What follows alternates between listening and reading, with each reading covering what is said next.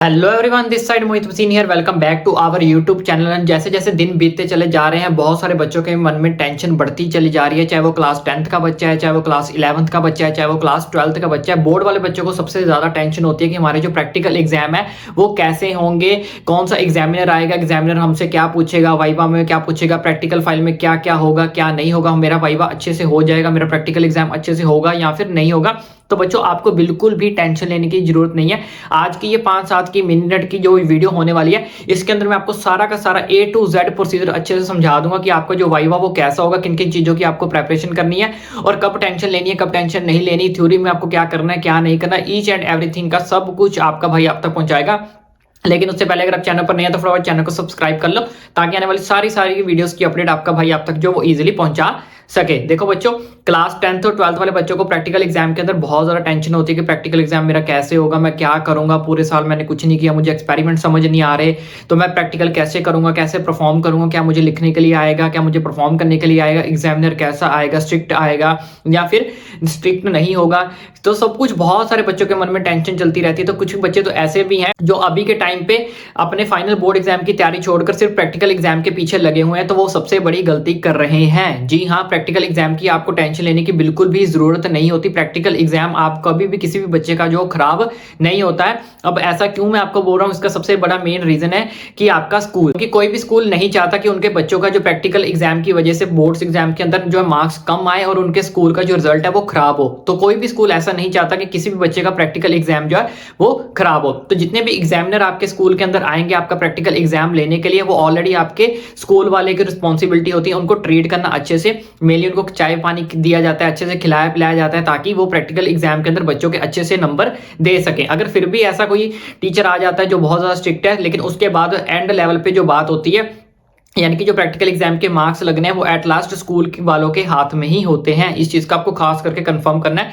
Board examiner जो आपका होगा वो आपकी एग्जाम्स के लिस्ट बना के दे देगा कि इस बच्चे के इतने इतने मार्क्स हैं। उसके बाद जो लिस्ट होगी वो स्कूल वालों के हाथ में ही होगी। अगर स्कूल चाहे तो उसके अंदर कुछ भी जो है वो कर सकता है, क्योंकि स्कूल वालों को भी पता होता है कि हमारे बच्चे जो है प्रैक्टिकल एग्जाम के अंदर कैसे हैं, कैसे नहीं है। इसलिए वो पहले से ही अपनी पूरी तरह से प्रेपरेशन करके रखते हैं कि कौन सा एग्जामिनर आने वाला कैसा आएगा, उसको कैसे ट्रीट करना है, कैसे ट्रीट नहीं करना, ताकि वो बच्चों के मार्क्स जो वो अच्छे से लगा सके और किसी भी बच्चे को जो है उसका रिजल्ट खराब ना हो। क्योंकि बच्चों का रिजल्ट खराब होगा तो इसका सीधा सीधा इंपैक्ट जो है वो स्कूल के ऊपर ही पड़ता है, स्कूल के रिजल्ट के ऊपर। तो इसलिए कोई भी स्कूल ऐसा नहीं चाहता कि उनके स्कूल का रिजल्ट जो है वो खराब हो। अब आपको क्या करना है, आपकी क्या जिम्मेदारी बनती है, वो चीज आपको अच्छे से पहले समझ लो। ये कुछ पॉइंट्स मैं आपको बताने वाला हूं जो आपको अपने प्रैक्टिकल एग्जाम के अंदर इन चीजों को क्या करना है, फॉलो करना है। सबसे पहली चीज क्या है, आपकी जो फाइल होती है प्रैक्टिकल फाइल या फिर आपको कोई प्रोजेक्ट बनाने के लिए अगर दिया गया है वो आपका 100% कंप्लीट होना चाहिए। ठीक है, इसके बिना अगर ये स्टेप्स आप जितने भी यहाँ पे स्किप करते जाओगे उतने नंबर आपके कम होते चले जाएंगे। अगर आप चाहते हो कि मेरे 30 आउट ऑफ 30 मार्क्स लगे, 20 आउट ऑफ 20 मार्क्स लगे, तो जो मैं आपको स्टेप्स बता रहा हूं ये स्टेप्स आपने बिल्कुल भी स्किप नहीं करने हैं। पहली चीज ये है कि आपको अपनी जो फाइल है, प्रैक्टिकल फाइल है, जो भी आपको अगर प्रोजेक्ट दिया गया है वो आपका कंप्लीट होना चाहिए। क्योंकि बहुत सारे बच्चे ऐसे हैं बिना फाइल कंप्लीट किए ही वहां पे एग्जामिनर के सामने जाके बैठ जाते हैं, जो सबसे बड़ा नेगेटिव इंपैक्ट जो आपके ऊपर पड़ता है। फिर एग्जामिनर कुछ आपसे पूछेगा अपनी, कुछ नहीं करेगा, उसने देखा कि इस बच्चे की फाइल भी कंप्लीट नहीं है, वो चुपचाप आपके हाफ मार्क्स या बहुत कम मार्क्स जो आपके लगा देगा। फिर फाइनल में जब आपका टोटल होगा तब आपको पछतावा होगा। तो इस चीज का आपको खास करके ध्यान रखना है, चाहे क्लास 10th का बच्चा, 11th का, चाहे 12th का है, आपका ये प्रोसीजर फर्स्ट ऑफ ऑल, ये फाइनल प्रोजेक्ट आपका जो है वो 100% कंप्लीट होना चाहिए, तभी आपने एग्जामिनर के सामने जो है वो जाना है। दूसरे नंबर पे आता है हमारे पास यहाँ पे वाइवा। यहाँ पे बहुत सारे बच्चों को गड़बड़ होती है, बहुत सारे बच्चों को प्रॉब्लम होती है कि वाइवा कैसा होगा, वाइवा हमसे वो क्या पूछेगा, मैं वाइवा की प्रेपरेशन कैसे करूं, कौन सा क्वेश्चन पूछ लेगा, मुझे ये नहीं आता होगा, मुझे वो नहीं आता होगा। टेंशन मत लो, हम भी इसी एज से निकले हैं। जब मैं वाइवा देने जाता मेरे मन में लॉट्स ऑफ डाउट चलते रहते थे, यार को वो कौन से चैप्टर में से वाइवा पूछ लेगा, किस में से पूछ लेगा, मुझे आता होगा नहीं आता होगा, क्या करना चाहिए क्या नहीं करना चाहिए। सबसे पहली चीज देखो बच्चों, जो भी आपका एग्जामिनर होगा वाइवा आपका ज्यादा से ज्यादा वो 2-3 क्वेश्चन ही आपसे पूछेगा, इससे ज्यादा आपसे कोई क्वेश्चंस नहीं पूछे जाते। 2 से 3 क्वेश्चन ही आपसे जो है वो पूछेगा। अब इसमें आपको कुछ मैं टिप्स एंड ट्रिक्स बताने वाला हूं, वो आपको क्या करनी है, फॉलो करनी है। पहला, वाइवा के अंदर जो भी आपका एग्जामिनर आएगा अगर वो नॉर्मल मूड का होगा तो वो बेसिकली आपसे बेसिक क्वेश्चन ही पूछेगा, वो ज्यादा डीप नहीं जाएगा। इस चीज का आपको खास करके ध्यान रखना है, क्योंकि उसको पता है कि उसके पीछे स्कूल वाले भी हैं, जैसे कि मैं आपको ऑलरेडी बता चुका हूँ, स्कूल वालों ने उसको ऑलरेडी खिलाया पिलाया होता है, तो वो आपसे बेसिक क्वेश्चन ही पूछेगा। बेसिक मतलब बेसिक क्वेश्चन, कोई डीपली क्वेश्चन आपसे नहीं पूछे जाएंगे, ठीक है। ये चीज। दूसरी चीज, अगर मान लो आपको कोई वाइवा का क्वेश्चन पूछा जाता है, अगर आपको वाइवा का क्वेश्चन नहीं आता, आपको सिंपली अकड़ना नहीं है, सिंपली उनको बोल दो सॉरी सर, सॉरी मैम, मुझे ये क्वेश्चन नहीं आता। सॉरी फील करने से कुछ नहीं होगा। आपको चाहे एक क्वेश्चन नहीं आता, आपको चाहे दो क्वेश्चन नहीं आते, चाहे आपको तीनों क्वेश्चन नहीं आते, कोई दिक्कत परेशानी वाली बात नहीं है। सिंपली आपने सॉरी सॉरी सॉरी फील करते जाना, सॉरी मैम मुझे नहीं आता, सॉरी मैम सर मुझे नहीं आता। तो आपने सिंपली क्या करना है, सॉरी फील कर देना है। तो सिंपली आपसे क्या किए जाते हैं, बेसिक क्वेश्चंस ही पूछे जाते हैं। बेसिक क्वेश्चन आपको प्रेपरेशन कैसे करनी है वो भी मैं आपको बता देता हूं।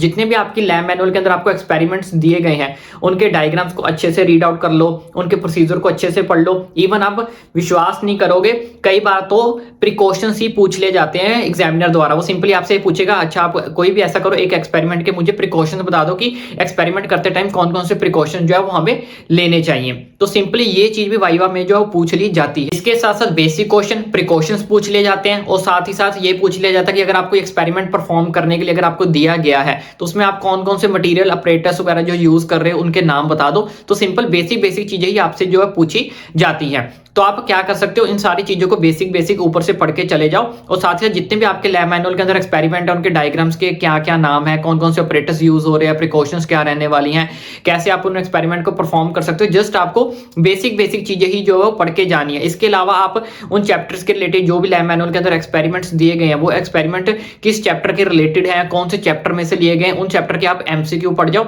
इतना जो है बेसिक डेफिनेशंस पढ़ जाओ, एमसीक्यू पढ़ जाओ, इतना काफी है आपके लिए। क्योंकि जब भी आप अपना एक्सपेरिमेंट परफॉर्म करने के लिए अगर आपको दिया जाएगा, वो इंडिविजुअली नहीं दिया जाता, इस चीज का भी आपको खास करके ध्यान रखना है। या तो आपको ग्रुप्स में दिया जाता है, अगर आपके स्कूल में बहुत ज्यादा बच्चे हैं, मल्टीपल यानी हंड्रेड्स में बच्चे हैं, 200 बच्चे हैं, तो और भी आसानी हो जाती है।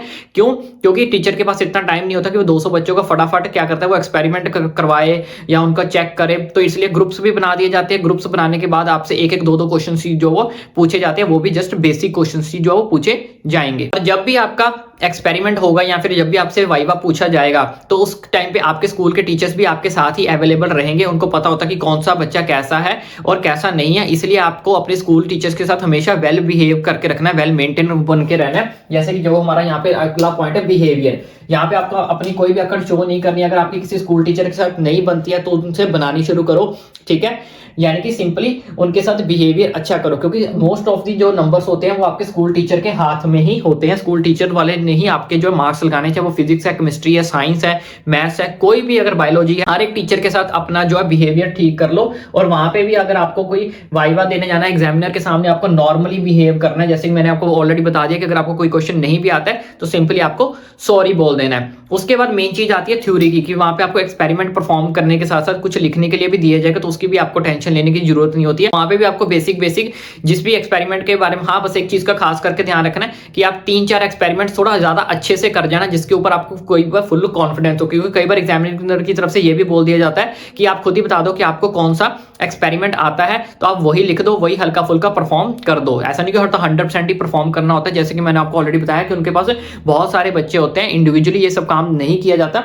मोस्ट ऑफ प्रोबेबली चांस है कि ये सारी चीजें ग्रुप्स में ही की जाती हैं। तो आपने अपनी तरफ से क्या करना है, 2-3 एक्सपेरिमेंट या 4 एक्सपेरिमेंट ऐसे कर जाने जो आपको बिल्कुल अच्छे से आते होंगे। क्योंकि टीचर अगर आपको चॉइस भी दे कि आप अपनी मर्जी से कोई एक्सपेरिमेंट लिख दो, उसके बारे में बता दो, उसके बारे में ही वो आपसे वाइवा भी पूछ लेगा, तो इसके लिए मैंने आपको बोला कि 3-4 एक्सपेरिमेंट ऐसे होने चाहिए जो आपको अच्छे से आते होंगे। सारे एक्सपेरिमेंट अगर आपको अच्छे से नहीं आते, कोई दिक्कत परेशानी वाली बात नहीं है, बस आपकी फाइल कंप्लीट होनी चाहिए। वाइवा अगर आपको नहीं आता, वैसे तो बेसिक क्वेश्चन ही पूछे जाते हैं, एमसीक्यू पढ़ जाओ, उसके अंदर बेसिक मेन चीजें पढ़ जाओ, प्रिकॉशंस पढ़ जाओ, कौन कौन से मटेरियल यूज हो रहा है ये पढ़ जाओ, ठीक है। उसके साथ साथ आपके स्कूल का टीचर भी वहीं पे अवेलेबल होगा, बस वहां पे आपका जो बिहेवियर है वो अच्छा होना चाहिए। और अभी भी अगर आप स्कूल जा रहे हो या फिर अगर आपको पता है कि मेरी किसी टीचर के साथ नहीं बन रही है, तो उसके साथ अपना बिहेवियर बनाना अच्छे से शुरू कर दो। तो इसके अलावा कोई भी बच्चा प्रैक्टिकल एग्जाम के अंदर फेल नहीं होता है। बहुत सारे बच्चों का मन में ये भी डाउट रहता है कि मैं प्रैक्टिकल एग्जाम में मुझे फेल कर देंगे, ऐसा नहीं होता।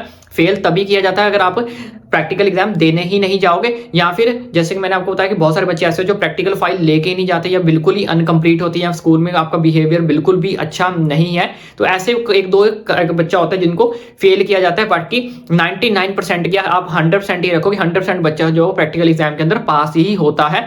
और मार्क्स जो है किसके कितने लगेंगे, जैसे 30 में से किसी के 26 लगे, 27 लगे, वो सब इन चीजों पर डिपेंड करते हैं। अगर आपकी फाइल अच्छे से कंप्लीट है, वाइवा अगर आपने अच्छे से कंप्लीट दे दिया है, आपने कोई क्वेश्चन स्किप नहीं किया, बिहेवियर आपका अच्छा है, तो 30 आउट ऑफ 30 आपके कंफर्म्ड होंगे, 20 आउट ऑफ आपके 20 कंफर्म्ड होंगे। हाँ, अगर एक आधा क्वेश्चन आपसे स्किप हो गया है, कोई दिक्कत वाली बात नहीं है, वहां पे 28 29 लग जाते हैं। लेकिन हाँ, अगर आपका बिहेवियर अच्छा है, आप क्लास में अच्छे हो, क्योंकि कई बार ऐसा होता है कि बच्चा नर्वसनेस में भी उस क्वेश्चन को क्या कर देता है, स्किप कर देता है, कि नर्वसनेस की वजह से बच्चे को क्वेश्चन आता हो लेकिन वो भूल जाता है। लेकिन अगर आपका क्लास टीचर, जैसे मैंने आपको बताया, वहां पे अवेलेबल होंगे, जो भी आपके प्रैक्टिकल मतलब परफॉर्म करवाते हैं, तो उनको पता होता है कि ये बच्चा क्लास में काफी ज्यादा अच्छा है, तो वो आपके नंबर कटने नहीं देते।